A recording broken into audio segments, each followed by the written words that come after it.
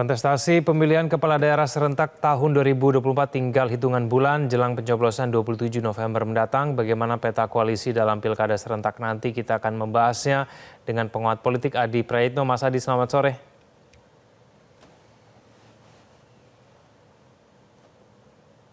Mas Adi, selamat sore. Masih di mute tampaknya. Selamat sore, Mas. Ya, oke, sudah terdengar. Terima kasih atas waktunya, Mas Adi. Mas Adi, kenapa dalam pilkada nanti partai politik ini sangat mungkin membentuk poros koalisi yang berbeda dengan koalisi Pilpres? Ya, saya kira memang dalam politik kita itu kan cukup cair ya. Tak ada koalisi dalam sistem presidensialisme multipartai itu yang serba hitam putih.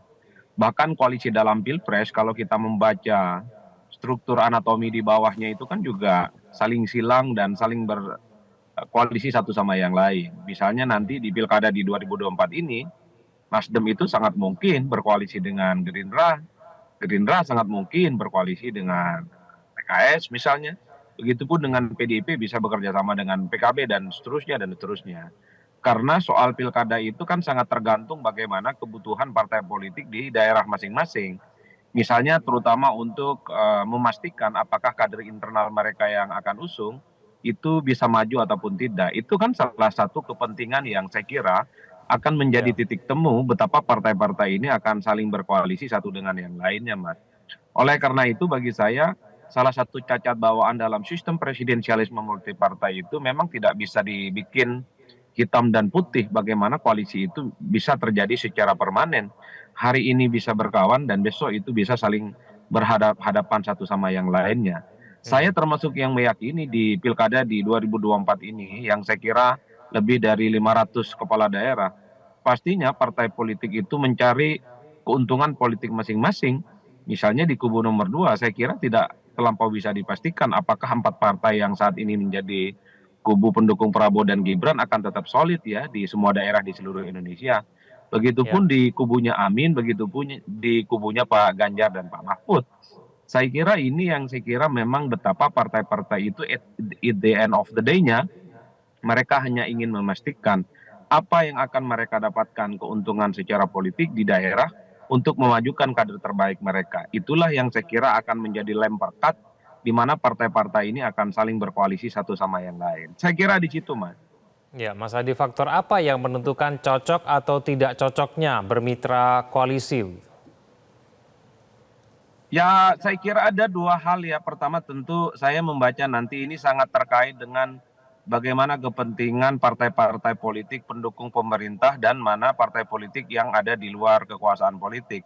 Untuk daerah-daerah tertentu saya kira tarikan kekuasaan politik koalisional partai pendukung pemerintah misalnya itu pasti akan memiliki titik temu yang sama dan bisa dikompromikan antar elit pimpinan yang tentu menjadi pro ataupun mereka yang berada di luar kekuasaan.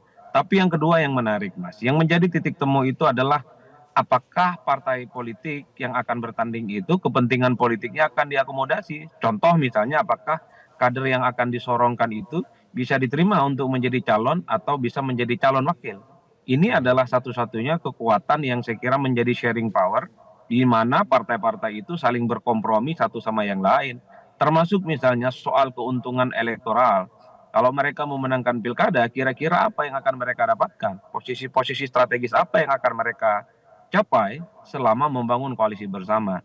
Oleh karena itu bagi saya dalam pilkada itu titik temu utamanya adalah dia mendapatkan keuntungan apa secara politik. Ini yang saya kira memang sedang dicari betul oleh semua partai politik. Setahu saya bulan ini semua partai politik itu sedang melakukan survei internal terutama untuk men-tracking kira-kira wilayah mana mereka itu harus berkompromi dengan partai yang lain dan mereka juga akan melakukan bargain position dengan partai-partai yang lain terutama untuk memasang-masangkan kader terbaik mereka supaya bisa maju satu sama yang lain.